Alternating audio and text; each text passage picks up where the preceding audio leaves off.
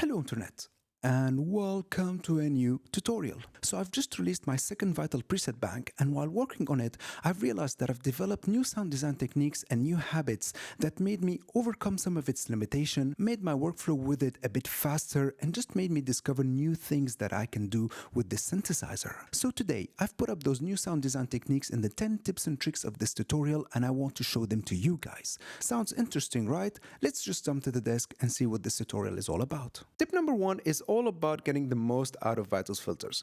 So Vital's filters aren't really my favorite feature of this synthesizer. I mean, they do a okay job, but they have this major flaw, which is they saturate really easily. I mean, let's take the digital filter in here, 24 decibels per octave. Let's set it to bandpass. And with this wavetable that I've created for my MOFO synthesizers, just basically a PWM sync or a square sync, we will get this saturation somewhere around in here. Check this out. So you hear it? It's somewhere around in here. So the most obvious thing to do is to take down the level of the oscillator, right? And now we don't have any more saturation.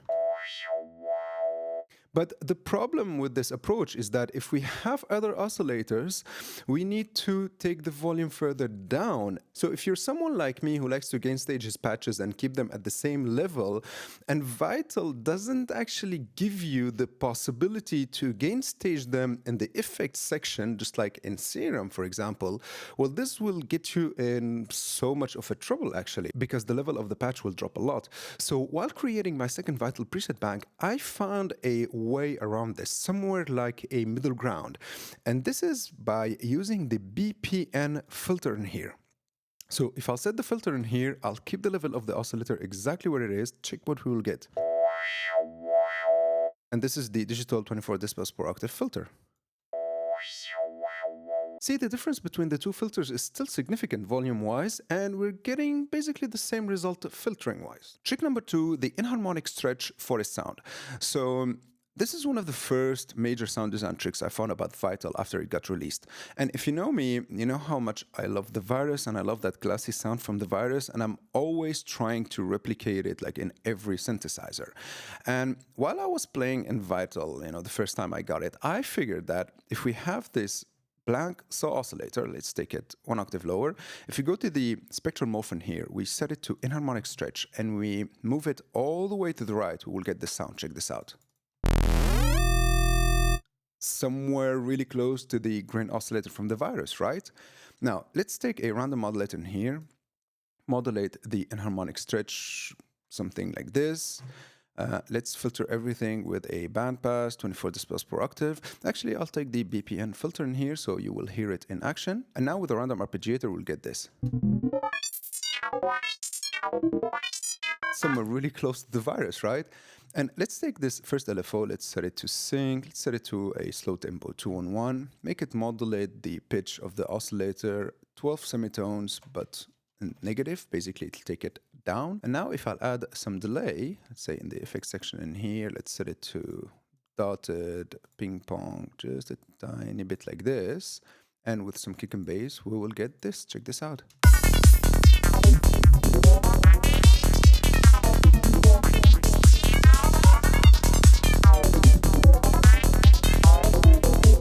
Super psychedelic and super Virus-like. Trick number three, the random amplitude atmospheres. This is the extension of trick number two, but it's way better suited for atmospheres. And actually, for me, it became a thing after the 1.5 update of Vital because Matt Title added this randomization feature to it. So first of all, let's go to the spectral morphin here. We will choose random amplitude like this and see this randomization button. Basically, it'll randomize the randomization or the random amp algorithm in here, giving you new results.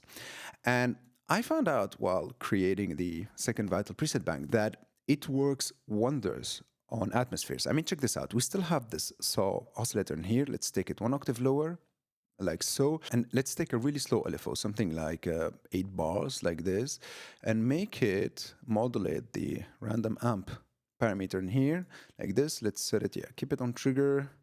And now we have this.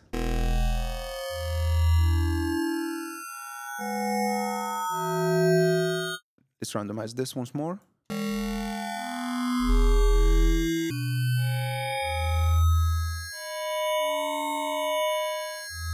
These are more like the results I'm looking for. And now with just a low pass filter and a lot of delay, check the atmospheres we'll get. I said a lot of delay. I meant a lot of reverb. So we'll get this.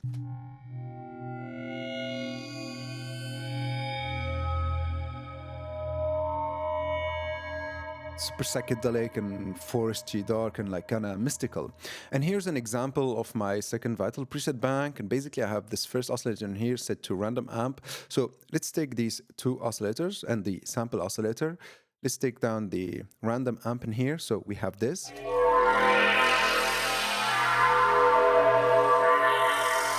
Sounds pretty interesting, but if we give it the random amp amplitude bank, we will get this.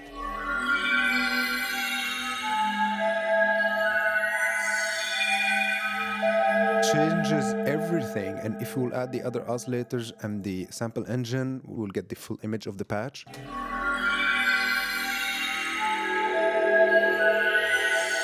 One of the best algorithms, in my opinion, to get those mystical, dark sounds and still super psychedelic. Tip number 4, the 4 seconds rule.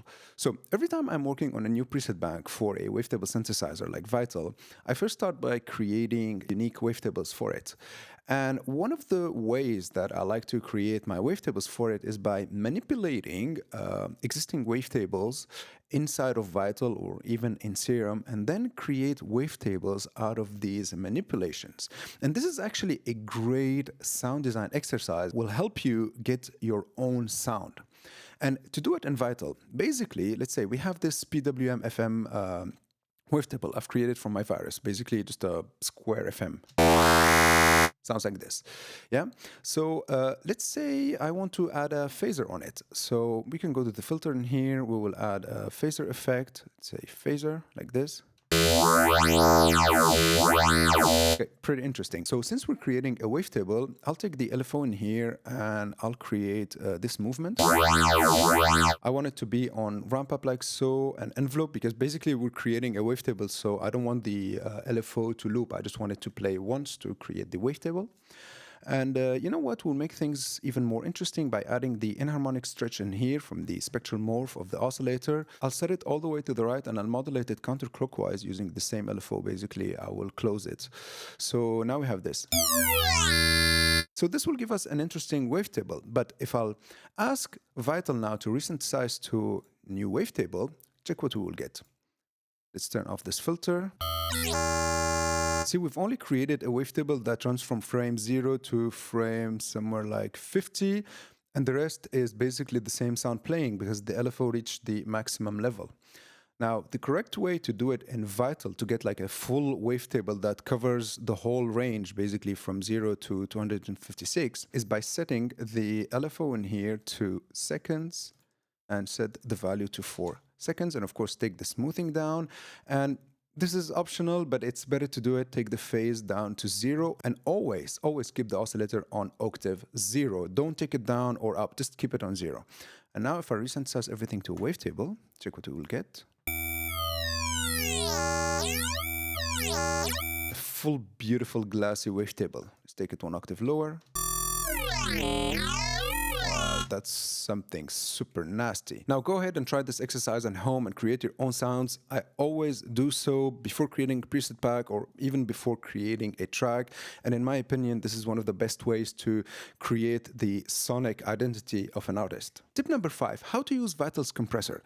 Now, Vital's compressor, in my opinion, is one of the most underrated and misunderstood parts of Vital, and yet it's so simple, and it took me so much time to understand how it works.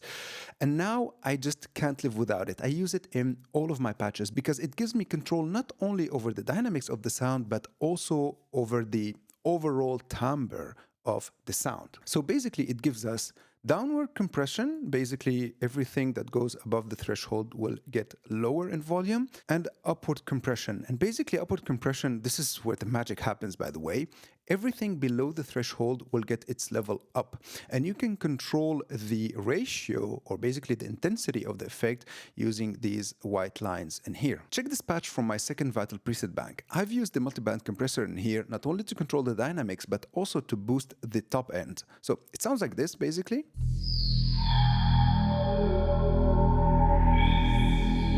Now, if I'll take the upward compression of the high band, check how the patch will get a bit darker.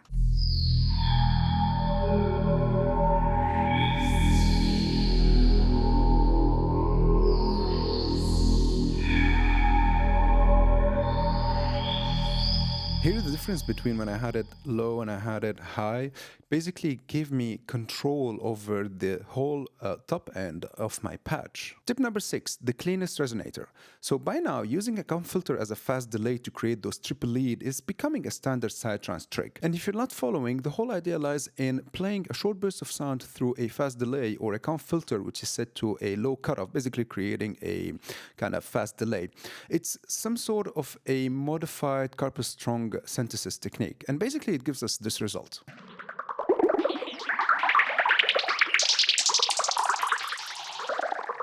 Super trippy, and to make this kind of sounds we usually use a comp filter, but Vital's comp filter can get really noisy really fast, and there's nothing really you can do about them. So the first thing that comes to mind is using a delay as a replacement for the comp filter. But let's say you want to use the delay as a classic delay, right? Well, I found a solution for this problem, and it's by using the flanger of Vital. So let's take this patch from my second Vital bank, and let's go to the effects in here. See, we have the flanger.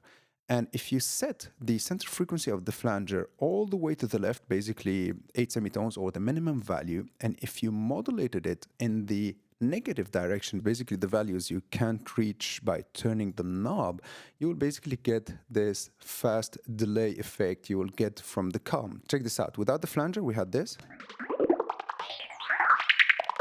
And with the flanger.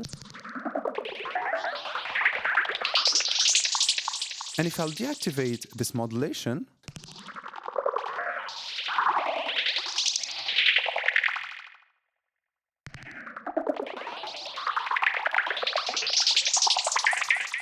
of course, you have to use an external LFO to do it because the internal LFO of the flanger won't take it to those negative values we're trying to reach. Trick number 7, the Forest Super Unison lead. So if you've been following my work, you might know that I really like using Serum to create those super unison glassy kind of lead for forest use, or just like darker kind of leads. And Vital actually takes the same concept and pushes it to a whole new level. So basically what you need to do is take the unison part in here, set it to 16 voices, the unison detuning all the way up. Now you go to the advanced section in here, set the detuning range to 48, basically all the way up. Now let's go to the voice section in here. Let's take a bandpass filter. Let's go with the digital BPN because now it's my favorite new filter in Vital. Let's take the oscillator 1 octave lower. And by the way, I'm using the Sundial wavetable from the Virus. And what makes Vital special for these leads is the unison detuning power. So let's set this to 0, right? Let's take the random modulator in here, set it to modulate the unison power in here. Let's set it to bipolar and all the way up. And now let's give it some delay in the effects section in here. Of course, ping pong, 1/8 dotted like so. Keep it something like this. And now we have this.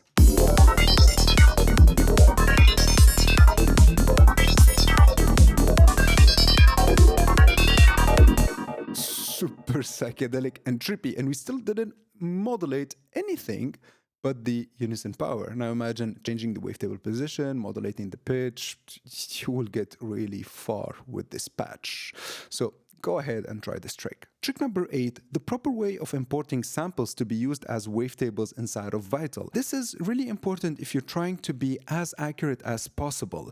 I mean, this is how I've imported all of the bass samples to create my bass patches in my second Vital preset bag. So let's take this bass single cycle in here and let's import it inside of Vital. I'll set it to wavetable like so. And then I'll go to the editor and I'll double click on the window size and I'll set it to F sharp. And by the way, F sharp is the key of this sample, and by the way it's F sharp 1 octave. Basically you have to give it the correct octave on which you've sampled. So now we have an accurate sample length and we're getting the right timbre from this sample. Tip number 9, displaying the cutoff frequency in frequencies and not in semitones. So for some reason, Vital shows the cutoff frequency in semitones and not in frequencies. And I don't know why. I've never seen the option to change it, even though it was right there in front of my face all of the time. So I really have to share this with you guys, so in case you don't know it. Now you will know it just like me, you know. So if you go to advanced in here and set the display in here to hertz, we will get the cutoff in frequencies and not in semitones. So yeah, I hope this will help someone like me who has been using Vitals for years and didn't see this option before, because sometimes it's really useful to have the cutoff in semitones, but sometimes you want it to be in frequencies. Tip number 10. The ultimate way to create bubbly sounds inside of Vital. And this is one of my favorite tricks in Vital and almost defines how Vital sounds for me. So take whatever saw wave. I have the initialized saw wave in here. Let's take the spectral morph in here and set it to phase disperse. And now if I'll take the oscillator 1 octave lower, I'll take the phase disperse all the way to the right, check what we will get. Bubbles right away. So now if I'll add a bandpass filter, let's go to the digital one, BPN again, and random arpeggiator. Let's add some delay, of course, dotted ping pong like so, down a little bit, and with the kick and bass, we will get this.